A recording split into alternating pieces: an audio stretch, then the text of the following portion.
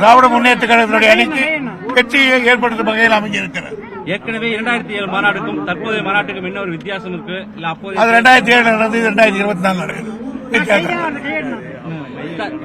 தொடர்ச்சியாக இந்த மாநாட்டினுடைய முடிவில் என்ன எதிர்பார்க்கலாம்? தீர்மானங்கள் போட்டிருக்காங்க. தலைவர் கடைசியில் உரை சொல்லுவார். மாநாடு எப்படி நடக்குதுன்றதை நீங்களே பாக்குறீங்க. நல்லா விறுவிறுப்பா, சுறுசுறுப்பா, இளைஞர்களுக்கு திராவிட இயக்கத்தினுடைய வரலாறுகளை தெளிவுபடுத்துகின்ற வகையில் பல்வேறு தலைப்புகளில் இன்றைக்கு உரைகள் இங்கே நிகழ்ந்து கொண்டிருக்கிறது. நிச்சயமாக திராவிட முன்னேற்ற கழகம் ஒரு 1000 காலத்து பயிராக அது இருக்கும் என்பதற்கு இதுபோன்ற மாநாடு ஒரு பயனுள்ள மாநாடாக.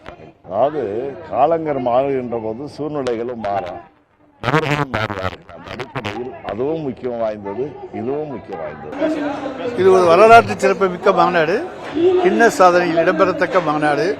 நம்முடைய உரிமைகளை மீட்டெடுப்பதற்காக நம்முடைய கழகத்துடைய இளைஞரணியினுடைய செயலாளர், மாண்புமிகு விளையாட்டு இளைஞர் நலன் மற்றும் விளையாட்டுத்துறையினுடைய அமைச்சர் இன்றைக்கு எடுத்திருக்கின்ற இந்த முயற்சி, எப்படி நம்முடைய தமிழகத்தினுடைய முதலமைச்சர் அவர்கள் இளைஞரணியினுடைய செயலாளராக இருந்தபோது முதலாவது இளைஞரணி மாநாட்டை ஒரு வரலாற்று சிறப்புமிக்க மாநாடாக நடத்தி காண்பித்தாரோ, அதுபோல இது கின்னஸ் சாதனையில் நடைபெறக்கூடிய ஒரு மாநாடாக, அதாவது கொள்கைகளையும் விவாதித்து நடத்துகிற மாநாடாக, வெறும் கூடினோம் கலைந்தோம் என்று இல்லாமல் பல்வேறு கருத்துக்களை விவாதித்து திராவிட இயக்கத்தினுடைய கொள்கைகளை, அதுபோன்ற நம்முடைய கருத்துக்களை எல்லாம் இளைய சமுதாயத்துக்கு எடுத்துச் சொல்லுகிற நிகழ்வாக இந்த மாநாடு ஒரு முன்மாதிரி மாநாடாக அமைந்திருக்கிறது.